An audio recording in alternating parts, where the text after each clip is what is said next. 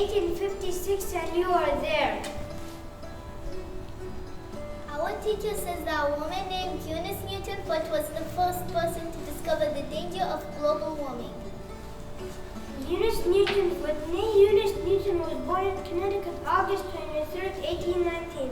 She is related to Sir Isaac Newton to whom, viewing the principles of modern physics, hence remained a family name Newton. I have a question for Mr. Sen. He knows everything. There is so much I do not know, but as for Eunice Newton Foote, I do know that she had a hard time as an often self-taught student and as a scientist. I have heard that very few women went to universities in the 1800s. This is true. Eunice just had 1 year of what you might call a university-type education. Mr. Pedagogian could tell us more.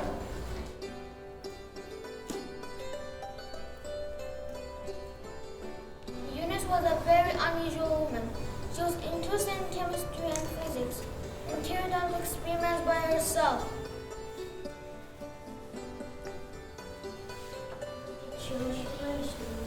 Her idea was to explore, visit farms and factories, collect information, do experiments, and try to understand what she found. Explore first and then come up with ideas. Was she a famous scientist in the 1850s?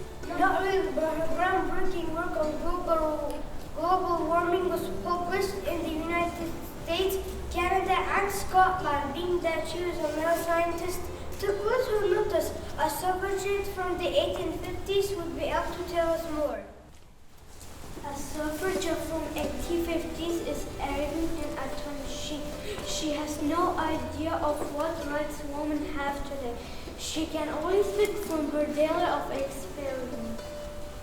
You are a suffragette and stand up for women's rights. What can you tell our students in grade 3 about women's rights? Well, first of all, one thing that a woman faces is in the home clean and taking care of children. What rights might a woman have? Women have no rights. They cannot vote. Wives cannot control their own property, and only the freedom that they have is the freedom their husbands gave them. So women are like children? Yes, a husband can punish his wife. But go about home, whatever. What about educated women like Eunice Newton Foote? Yes, she did the first global warming experiment. Was she respected? Could Eunice speak about how she found the findings? Joseph Henry, through the magic of time travel, will explain.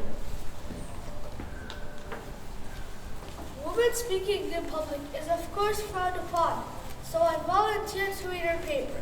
Circumstances affecting the heat of the sun rays. I know it is an interesting paper, but I am not sure what her findings are. What exactly is your impression of Eunice's findings? I am not sure. If you are not sure, why did you read her paper at a convention for male scientists? It is because I believe that science is science. It does not matter if the scientist is a man or a woman. Even if her experiments were not so important, I believe that all scientists should be respected.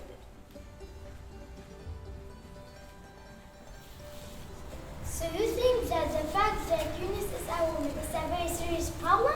Of course. Most women are housewives and are especially not welcome at scientific conventions. Serious things are for men only. So only men discuss science in public. Women may listen, but they did not carry out experiment or speak. So the man discounted what Eunice had to offer? Yes, and all I understand is that CO2 over time can be a problem. At least that is what Eunice thinks. The scientists either ignore her or think she's an alarmist. But a little CO2 makes such a difference. What do you think, Mr. Science? Global warming is the most important issue of our time and can destroy the world. Alice, but what exactly do you mean? Too much heat kills crops and people. Storms and rising oceans will cause damage and flood cities. Can we say Eunice conducted her experiment? Eunice and her daughter Mary are in the garden. Yay!